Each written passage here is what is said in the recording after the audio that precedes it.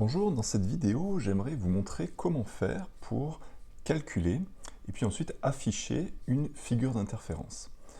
Alors en fait, cette vidéo elle est très générale, vous pourrez appliquer ce que je vais vous montrer là pour afficher n'importe quelle carte de champ scalaire, par exemple une carte de température, une carte d'altitude, une carte de potentiel. Donc en fait, n'importe quelle carte pour laquelle vous avez la valeur d'un champ scalaire, donc un nombre, en chaque point du plan d'affichage. Alors pour ça, donc, on va partir de la situation du cours avec donc les trous de Young, deux trous de Young, placés symétriquement par rapport à un point source monochromatique. Et donc ici, on a la photo de ce qu'on obtient avec un laser rouge, et donc avec deux fentes, entre guillemets, dans la vraie vie. Donc on aimerait reproduire ça avec Python. Donc ça veut dire qu'il va falloir calculer l'intensité et puis l'afficher. Alors, sur une photo, qu'est-ce qu'on a en fait? Qu'est-ce qu'on enregistre? En fait, en chaque point, par exemple ici, ce point N, la photo va enregistrer, sauvegarder la valeur de l'intensité qu'il y a en ce point.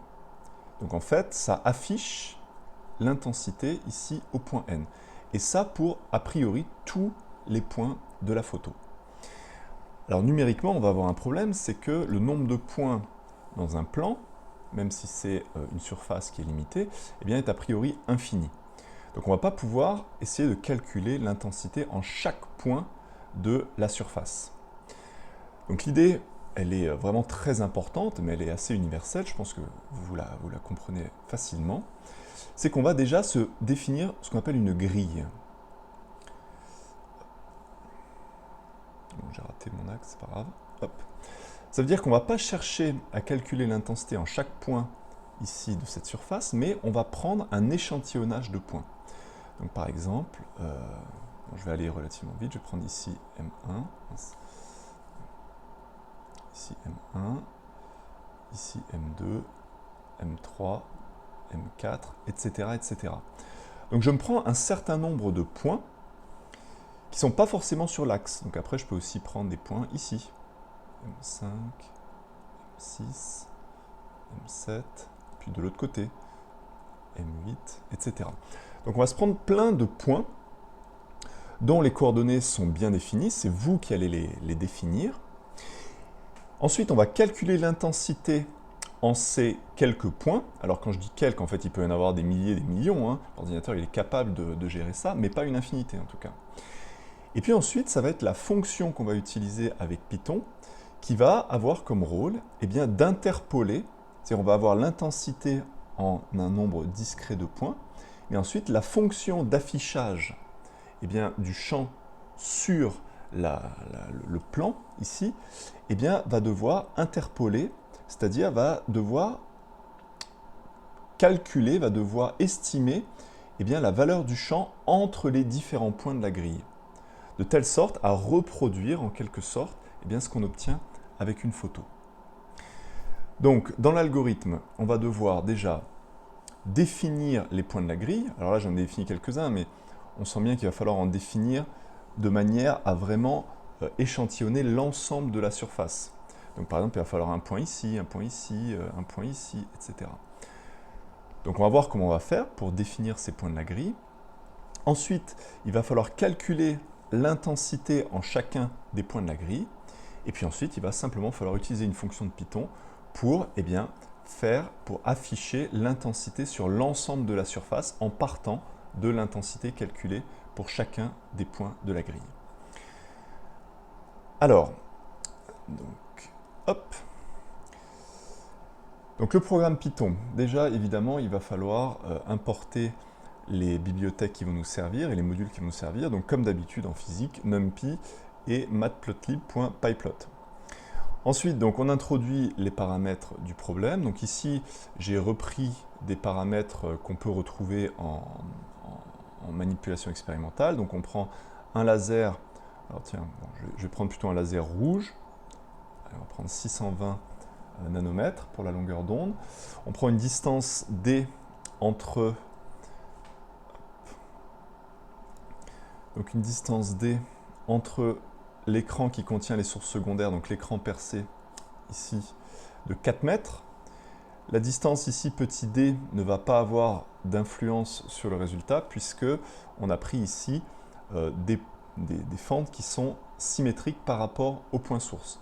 Mais dans d'autres cas qu'on pourra rencontrer, eh bien, si la source n'est pas symétrique, enfin n'est pas placée symétriquement, eh bien là la distance petit d aura une importance. Et puis ensuite, il faut prendre l'écart entre les deux trous. Alors attention, selon la situation, on peut l'appeler soit A, soit 2A. Donc ici, je l'appelle A, mais on pourrait l'appeler 2A encore une fois. Du coup, les deux trous sont à la coordonnée moins A sur 2 pour celui-ci et A sur 2 pour l'autre. Si c'était 2A, on aurait moins A et A. Ensuite, donc, le point M ici va être décrit par son Z égale grand D, quel que soit le point M de l'écran d'observation. Et puis ensuite, X, Y qui sont des variables pour prendre n'importe quel point M de l'écran a priori. Et on va voir que du coup, il va falloir spécifier ces X et ces Y pour les points de la grille. Alors ensuite, j'ai calculé l'interfrange théorique, donc qu'on trouve dans n'importe quel cours sur les deux trous de Young, sachant que cette interfrange vient d'une approximation. Vous savez, on a fait le développement limité pour simplifier les distances, ici QIM. Donc on va voir si, en ne faisant pas le développement limité, donc en calculant les distances exactes, on obtient les mêmes résultats. Alors pourquoi je calcule ce I théorique alors que théoriquement c'est l'ordinateur qui va devoir me calculer pour chaque point M l'intensité? Eh bien c'est parce que ça va me permettre ici de choisir un ensemble de points, donc une grille qui est cohérente, c'est-à-dire des points M qui vont être suffisamment resserrés par rapport à I pour qu'on voit eh bien, la variation de l'intensité. Alors quand je dis par rapport à I, c'est par rapport à l'interfrange. Donc de telle sorte à bien voir la variation de l'intensité, qu'on ait une densité suffisamment grande de points pour voir la variation de l'intensité. Et puis en même temps, pas trop, il va falloir que les points soient pas trop à des distances trop grandes par rapport à I, parce que sinon on aura entre guillemets trop dézoomé. Donc on verra quasiment plus les franges d'interférence. Donc c'est justement ce que je fais ici. Donc je vais préparer la grille. Alors pour ça, donc le plus simple, c'est de choisir une grille qui est, entre guillemets, rectangle. C'est-à-dire, je vais me choisir un ensemble de valeurs de x et un ensemble de valeurs y. Donc ici, je fais tac, tac, tac, tac. Je me prends plein de valeurs de x et plein de valeurs de y. Et puis ensuite, à partir de ces valeurs de x, eh bien, je vais définir l'ensemble de mes points M. Je vais dire, par exemple, eh bien, pour cette valeur de x, je vais définir autant de points M qu'il y a de valeurs de y. Donc je vais définir ce point M là, celui-là, celui-là, celui-là, celui-là, celui-là, etc. Et ce pour chaque valeur de x. Donc pour une autre valeur de x, je vais avoir à nouveau, tac, tac, tac, tous ces points M là. Donc en fait, à partir d'un ensemble de valeurs de x et d'un ensemble de valeurs y, j'aimerais créer ma grille qui sera, eh bien, définie comme étant l'ensemble des couples possibles x, y. Et bien là, donc, il y a une fonction dans Python qui va vous permettre de faire ça de manière automatique. C'est la fonction meshGrid dans NumPy. Alors voyons ce que ça fait quand j'exécute le programme. Donc bon, là j'ai les valeurs des paramètres, pas de souci. Ici, j'ai les valeurs de x et de y. Donc mes valeurs de x, ce sont juste des vecteurs lignes ou des vecteurs colonnes. Donc ici, des vecteurs colonnes qui contiennent 1000 termes, c'est normal, c'est ce que j'ai défini dans le linspace. Et donc, idem pour y. Mais ce ne sont pas encore les coordonnées du point M. Ce sont juste l'ensemble des valeurs de x, l'ensemble des valeurs y. Maintenant, quand je regarde ce que le meshGrid a créé, alors je ne sais pas pourquoi ça n'apparaît pas dans... Hop. Donc voilà XM. Donc XM, ça va être en fait un ensemble, ça va être une matrice en fait avec 1000 colonnes et 1000 lignes. Parce qu'en fait, du coup, ça aura créé l'ensemble des points M avec toutes les combinaisons possibles de x et de y. Et idem pour ym. Donc voilà, du coup, tous mes points M qui sont définis grâce à cette fonction MeshGrid. Alors maintenant que j'ai défini ma grille, eh bien, il va falloir que je calcule l'intensité en chaque point de la grille. Donc c'est à partir de ce moment-là qu'il va y avoir la spécificité à l'optique. Si on veut tracer la carte de champ, par exemple pour un potentiel électrique, bah là il faudra calculer le potentiel en chaque point M. Alors pour calculer l'intensité en chaque point M, donc on pourrait utiliser l'expression I égale 2I0 facteur de 1 plus cosinus de pi sur lambda vide fois la différence de chemin optique entre le chemin 1 et le chemin 2. Alors je ne vais pas utiliser cette expression pour avoir en fait le calcul le plus général possible pour pouvoir ensuite adapter ce programme à d'autres situations, par exemple 3 trous, 4 trous, 5 trous, ou la source décalée, ou des points sources qui sont dissymétriques, etc. Parce que ça, je vous rappelle que cette formule n'est valable que lorsque vous avez deux sources cohérentes, monochromatiques de même fréquence, de même amplitude. Donc c'est quand même très restrictif. Alors du coup, comment faire? Eh bien en fait, on fait la méthode habituelle. On regarde en M combien il y a d'ondes qui vont interférer. On écrit le champ de chaque onde en fonction du champ en des points de référence. Donc par exemple ici, le champ au niveau du point M de l'onde numéro 1, je peux l'exprimer comme étant le champ en Q1 à l'instant t moins le temps de propagation pour aller de Q1 à M. Et ça, si on utilise les grandeurs complexes, bon, on ne va pas le redémontrer, parce que cette vidéo n'est pas là pour ça. Donc on arrive à quelque chose qui a cette tête-là entre guillemets. Il faut le chemin optique pour aller de Q1 à M. Voilà. Donc ce terme-là, exponentielle i oméga t, je vais le retrouver dans les deux champs. Donc le champ dû à l'onde numéro 1, le champ dû à l'onde numéro 2. Donc on pourra le mettre en facteur, et du coup quand on calculera l'intensité, il disparaîtra. Donc dans mon programme, je n'ai pas besoin de m'embêter avec cette exponentielle i oméga t. Ensuite ce terme-là, qui est l'amplitude de l'onde, eh bien, dans le cas du cours, donc, les deux ondes vont avoir même amplitude puisque les deux trous sont identiques. Donc pareil, il ne me sert à rien dans mon programme, donc je ne vais pas l'indiquer. Donc finalement, pour exprimer le champ de l'onde numéro 1 au point M, eh bien, je vais écrire dans mon programme uniquement cette exponentielle. Exponentielle moins i de pi sur lambda vide fois le chemin optique. Et on va faire l'hypothèse que l'air est assimilable au vide ici. Donc le chemin optique, ça sera simplement la distance. Donc, allons-y. Je vais définir les fonctions utiles pour calculer l'intensité. Donc on a besoin des distances. Donc c'est ce que je calcule ici dans cette fonction. Donc c'est la fonction QIM. Donc ça, on pourra avoir à nouveau plusieurs trous, pas que deux. Donc je la calcule en ayant comme argument d'entrée les coordonnées des trous et les coordonnées des points M. Donc ici, pour l'instant, ce sont des coordonnées qui sont des variables muettes, puisque c'est juste une définition de la fonction. Je n'applique pas encore les points M de ma grille ici. Donc voilà, donc c'est Pythagore, hein, c'est la racine carrée de la somme des carrés des différences de coordonnées au carré. Ok, donc ensuite, une fois que j'ai les distances, eh bien, je vais pouvoir définir une fonction champ. Donc le champ pour chacune des ondes, c'est donc, comme on l'a vu tout à l'heure, l'exponentielle moins i de pi sur lambda fois le chemin optique. Voilà. Donc maintenant que je définis ces fonctions, je vais appliquer ces fonctions aux différents points de la grille.